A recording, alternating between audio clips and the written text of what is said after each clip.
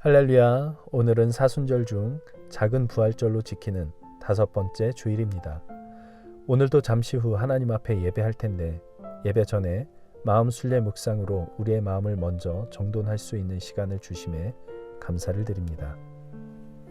오늘도 11번째 순례처의 복음서 말씀 누가복음 23장 39절에서 43절 말씀을 읽는 것으로 오늘의 마음 순례 묵상을 시작하겠습니다.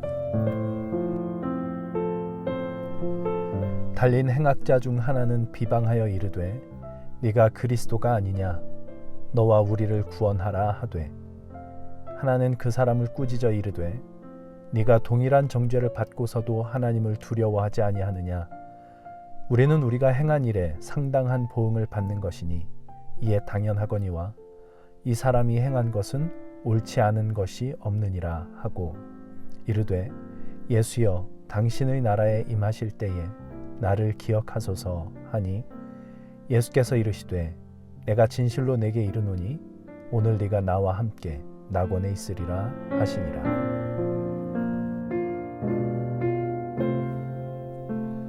오늘 묵상이 우리에게 던지는 질문은 십자가를 통해서 보면 자신이 어떻게 보이는가 입니다. 우리에게는 여러 가지 모습이 있을 겁니다. 다른 이들의 시선을 통해 보이는 나의 모습이 있을 수 있고 나의 커리어를 통해 보이는 나의 모습이 있을 수 있습니다.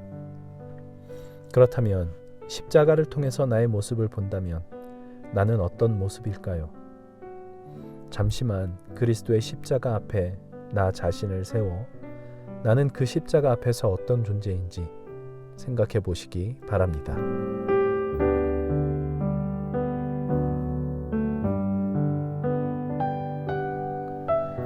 성전에서 하나님의 환상을 본 이사야 선지자는 그분의 거룩하심에 비해 자신의 상태가 얼마나 악한지를 절실히 깨닫고서 크게 부끄러움을 느꼈고 자아가 완전히 깨지는 경험을 했다. 이사야 선지자는 이렇게 고백했다. 화로다 나여 망하게 되었도다. 나는 입술이 부정한 사람이요 나는 입술이 부정한 백성 중에 거주하면서 만군의 여호와이신 왕을 배었음이로다. 이런 반응은 성경에서 흔히 나타나는 패턴이다. 하나님의 영광과 능력을 본 사람들은 하나같이 자신의 타락을 뼈저리게 깨닫고서 자비를 구했다. 베드로도 갈릴리 해변에서 예수님을 만났을 때 비슷한 경험을 했다. 예수님의 능력으로 그물이 찢어질 정도로 물고기가 잡히자 베드로는 주님 앞에 엎드려 떨리는 목소리로 말했다. 주여 나를 떠나소서 나는 죄인이로소이다. 예수님 옆에서 십자가에 못 박혔던 죄인도 이와 똑같은 패턴을 따른 것으로 보인다.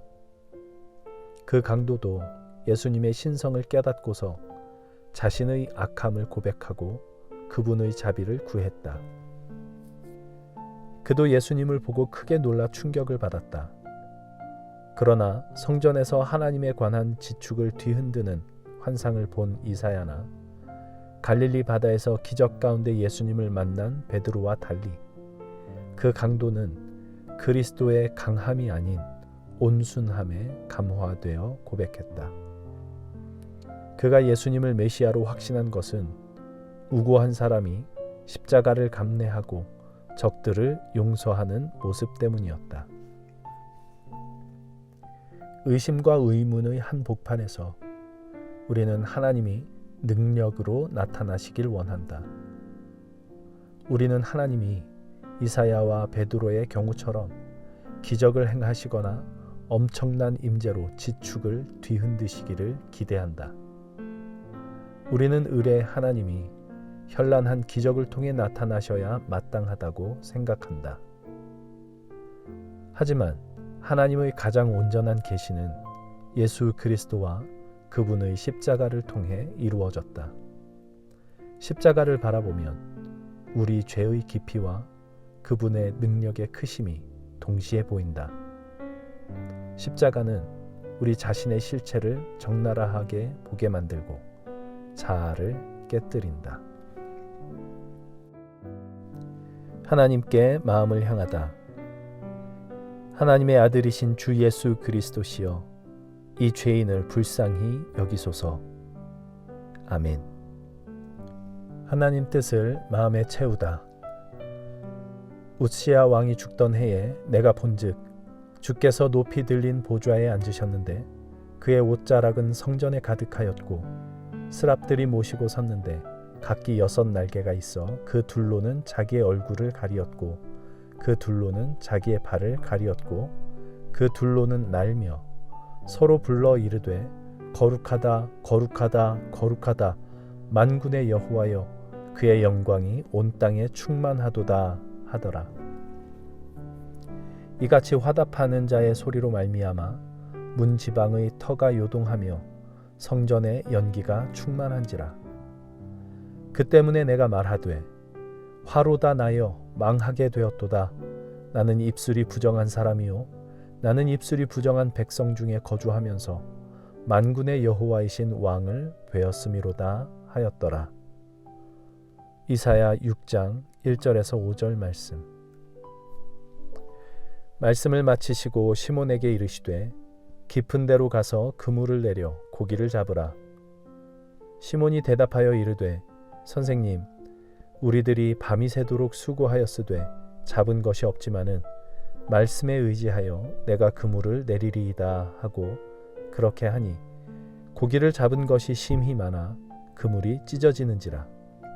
이에 다른 배에 있는 동무들에게 손짓하여 와서 도와달라 하니 그들이 와서 2 배의 채움에 잠기게 되었더라. 시몬 베드로가 이를 보고 예수의 무릎 아래 엎드려 이르되 주여, 나를 떠나소서, 나는 죄인이로소이다 하니. 누가복음 5장 4절에서 8절 말씀.